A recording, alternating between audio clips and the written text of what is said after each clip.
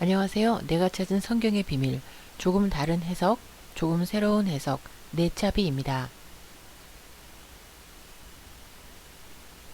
창세기는 야곱이 죽음으로 그 대장정의 이야기가 막을 내리는데요. 오늘 동영상은 바로 그 이야기입니다. 창세기 46장부터 50장까지를 커버하고요. 제목은 아벨 미스라임으로 정하였습니다. 야곱이 죽자 그의 유언대로 요셉이 가나안 땅으로 가서 야곱을 장사하는데 그 모습을 본 가나안 사람들이 아벨 미스라임이다 라고 불렀다는 것입니다. 왜 그렇게 불렀을까요? 그 이야기 지금부터 시작하도록 하겠습니다. 창세기 46장에서 야곱은 바로가 보낸 수레를 타고 애굽으로 갔습니다. 애굽에 도착하자 어른이 된 요셉이 야곱을 맞이했습니다. 22년 만이었습니다. 17세에 헤어졌던 요셉이 39세가 되었고 야곱은 130세 할아버지가 되었습니다. 요셉이 야곱과 그의 형제를 바로에게 인사시키는 자리가 마련되었어요. 그때 바로가 야곱에게 나이를 묻는데요. 야곱이 이렇게 대답을 했습니다. Few and evil. 즉, 내 나이가 few, 많지 않고 적지만 그 인생이 evil, 악했다 라고 말을 하는데요. 바로가 여기서 왜 어떻게 험악했느냐 이렇게 물어봤으면 야곱이 구구절절히 대답을 했겠지만 바로는 무관심했습니다. 그렇지만 관심 있는 저희들은 잠시 야곱의 험악했던 세월을 살펴보도록 하겠습니다. 그는 형을 속이고 형의 장자권을 가로채 형과 20년 의절을 하고 살았습니다.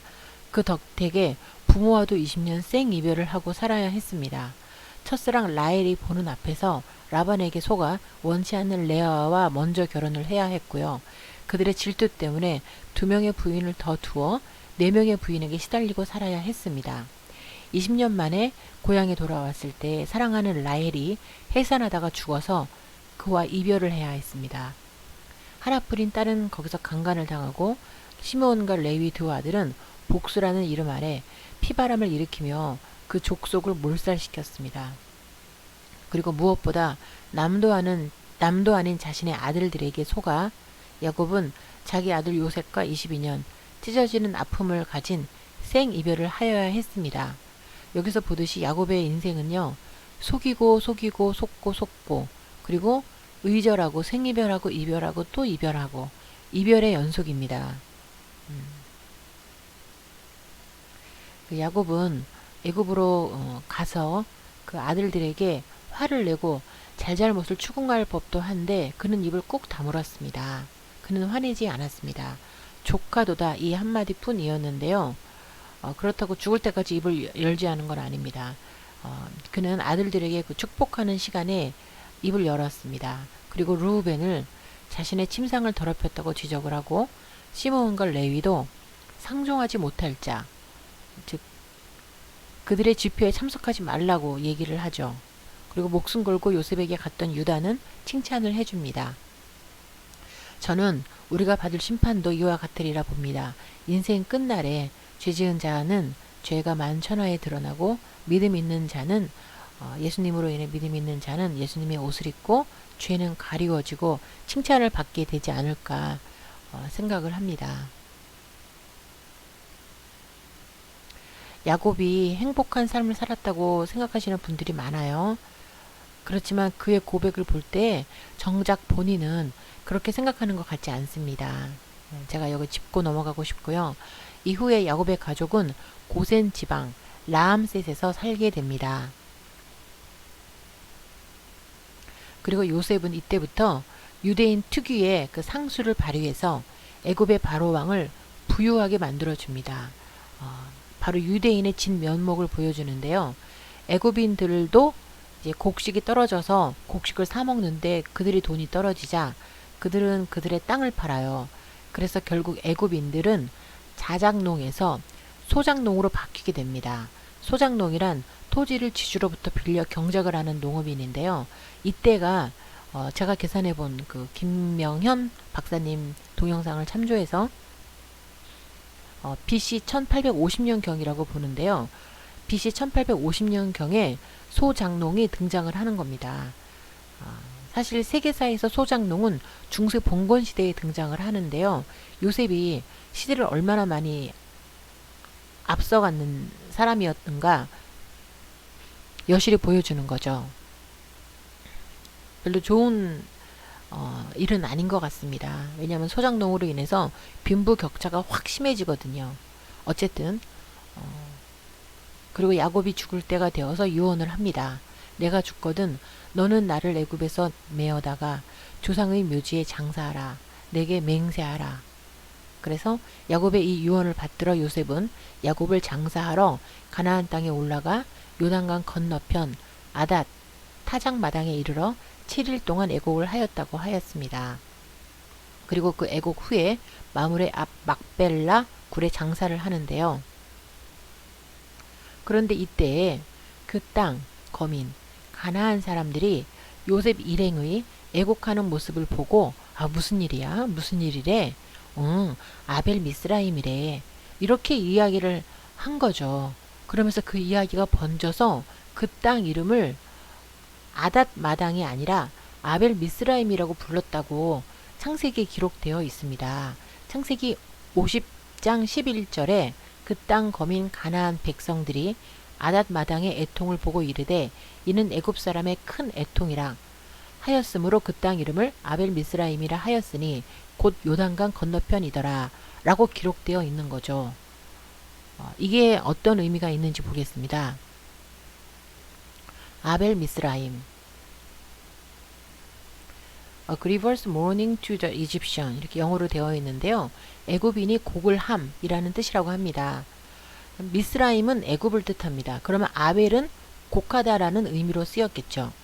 아벨은 아담의 둘째 아들이고 형 가인에게 살해를 당한 인류 최초로 죽은 자입니다. 인류 최초로 죽은 자. 그런데 아벨 미스라임 그러니까 즉 가나안 사람들이 가인과 아벨 사건을 알고 있었다는 얘기입니다. 그리고 아벨의 이름을 곡하다라는 의미로 썼다는 거죠. 이것이 아벨 미스라임이 가진 의미입니다.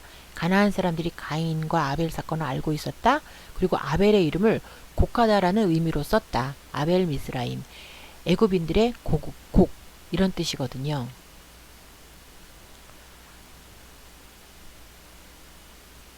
가나안 사람들도 하나님이 세상을 창조하시고 아담과 하와에게 복 주시고 이런 이야기들을 다 알고 있었다는 겁니다. 알고 있으면서 하나님을 외면하고 스스로 새로운 신들, 가짜 신들을 창조한 겁니다. 그들은. 그래서 하나님이 그들을 가증스럽다고 하신 것 같습니다. 왜 그랬을까요? 왜 그들은 가짜 신을 창조해야 했을까요? 네. 그들이 알고 있을 테고요. 어쨌든 아벨은 인류 최초로 죽은 사람이었고요. 그때부터 사람들은 누군가가 죽었을 때 처음 죽은 거잖아요. 그러니까 죽었다라는 단어를 쓰지 않고 아벨처럼 되었네 라고 했겠죠. 누군가가 죽으면 이 사람도 아벨이 되었다. 아벨처럼 되었다. 그러면서 누군가가 죽어서 슬퍼하고 애곡해야 되는 일이 생겼다 라는 뜻으로 이렇게 쓰이지 않았을까 생각합니다. 아벨처럼 되었다. 곡을 해야 될 일이 생겼다. 아벨 미스라임. 한문에서도 우리는 가인과 아벨의 이야기를 볼 수 있습니다. 바로 아우 제자의 모양과 일맥상통하는 슬퍼할 조, 조문할 조, 조문하다 할 때 조자로 쓰고 있는데요. 아우제에서 생명을 의미하는 삐침 글자가 사라지고 빼버리고 죽은 아벨을 상징하는 저 슬퍼할 조자입니다. 누군가 죽어서 슬퍼 애곡할 일이 생겼다 라고 쓰였겠죠. 예전에 한자를 만든 사람들도 가나안 사람들처럼 가인과 아벨의 이야기를 알고 있었음이 분명해 보입니다. 뿐만 아니라 한자에는 가인의 이야기도 있습니다. 한자의 그 맏형자, 그 위에 보이시는 거죠? 그 맏형은 맏형이에요. 근데 밑에 거는 흉악할 흉자입니다. 예. 맏형에서 파생된 거를 이렇게 모양만으로도 충분히 우리가 알 수 있죠. 그 그 흉악할 흉자에 글자 한가운데 있는 그 X자는요, 형 가인이 동생 아벨을 죽인 뒤에 하나님께 받은 표입니다. 표가 없을 때에는 형이지만 이 X표를 받았을 때에는 살인을 한 흉한 사람으로 그 뜻이 바뀌는 거죠. 그러니까 시간적인 의미입니다. 그러니까 표를 받았을 때는 이미 살인을 한 뒤이기 때문에 흉한 형, 표가 없을 때는 아직 살인을 하지 않았으니까 그냥 형, 이렇게 의미로 쓰였을 것입니다. 성경은 팩트입니다. 예전 사람들이 다 알고 있었던 거예요. 아주 예전 사람들은 이 성경 얘기를 다 알고 있었고 분명한 사실이었는데 누군가가 자꾸 하나님의 흔적들을, 성경의 흔적들을 지웁니다. 많이 지우고 있는 건데요. 아시아 사람은 유대인이 아니니까 성경과 상관이 없다? 이제 우리는 저 어렸을 때 이렇게 알고 있었어요. 그런데 그렇지 않을 것입니다. 아벨 미스라임과 한자의 흔적을 볼 때에 아시아인들도 가나안인들도 아주 상관이 많았을 것이라고 봅니다. 다시 창세기로 돌아가서요. 세월이 흘러 요셉도 110세에 눈을 감았습니다. 좀 일찍 죽은 거죠. 요셉의 아버지가 147세를 살았는데 요셉은 110세. 요셉이 그의 형제들에게 이르되 나는 죽을 것이나 하나님이 당신들을 돌보시고 당신들을 이 땅에서 인도하여 내사 아브라함과 이삭과 야곱에게 맹세하신 땅에 이르게 하시리라. 창세기 50장 24절에 따르면 아들들에게 이르되가 아니라 형제들에게 이르되입니다. 죽는데 아들들에게가 아니라 형제들에게. 즉 그는 형들보다 먼저 죽었다는 거죠. 그리고 후에 그들이 다시 반드시 애굽 땅을 나와 가나안 땅에 가야 된다고 죽어가면서 말을 하고 있습니다. 야곱의 후손들은 그래서 모두 이 사실을 애굽을 떠나 다시 가나안에 들어가야 된다는 것을 잊지 않고 알고 있었습니다. 심지어 애굽인들도 알고 있었는데요. 그래서 애굽의 바로도 이스라엘 사람들이 애굽을 떠나게 될까 걱정하여 더 압제하였다고 출애굽기 1장 10절에 써 있습니다. 아브라함이 제일 처음 가나안에 갔고 모세가 두 번째로 출애굽을 하면서 가나안에 들어갔습니다. 그리고 1948년 이스라엘 사람들이 세 번째로 가나안에 들어갔습니다. 하나님의 이야기는 아직 끝나지 않았고 오늘도 흘러갑니다. 창세기는 여기까지이고요. 출애굽기로 만나 뵙겠습니다. 감사합니다.